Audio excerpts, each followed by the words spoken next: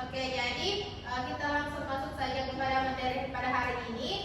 Jadi Pancasila itu adalah dasar negara Indonesia yang terdiri dari 5 sila yang menjadi pedoman hidup bangsa.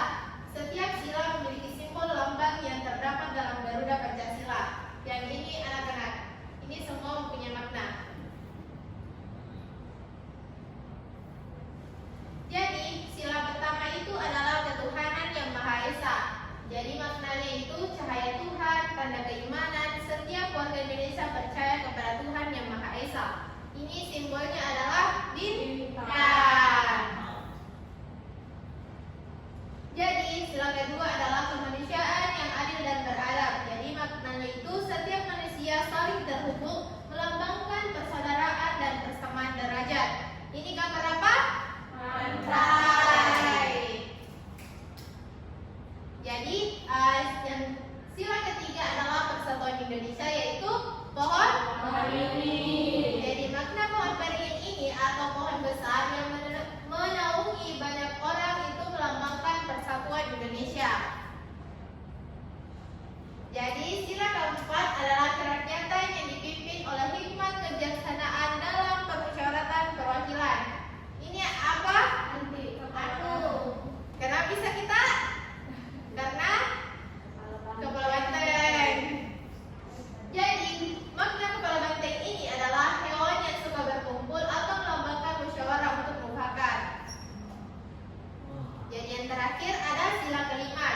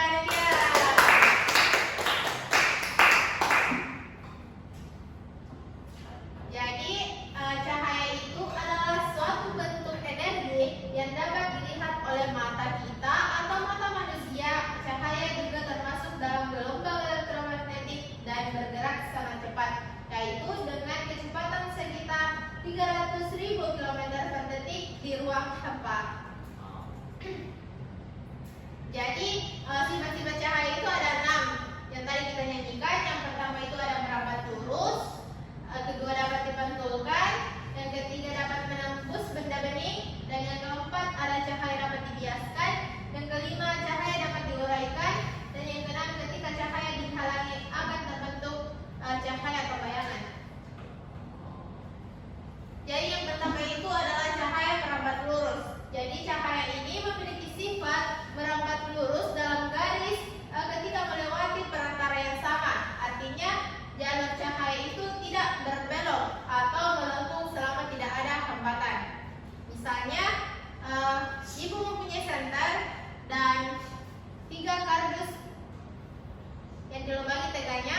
Apabila ibu mengarahkan senter ini ke dalam lubang tersebut tapi sejajar, maka cahayanya akan lurus. Jadi contoh yang lain, ketika 3 kardus ini yang dibolongi tengahnya tergeser ke kanan sedikit, cahayanya tembus atau tidak? Tidak, betul sekali. Jadi yang kedua itu adalah cahaya dapat dipantulkan.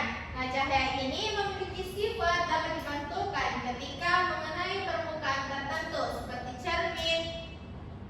Jadi hukum pemantulan ini, cahaya menyatakan sudut datang sama dengan sudut pantul. Bisa kan jelas contohnya kan anak-anakku? Iya, Bu. Oke, jadi kita akan lanjutkan.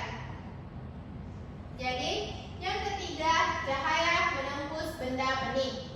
Nah, cahaya ini adalah memiliki kemampuan untuk menembus benda bening atau transparan, yaitu benda yang memungkinkan sebagian besar cahaya. Contohnya, benda bening meliputi kaca, air, dan plastik transparan.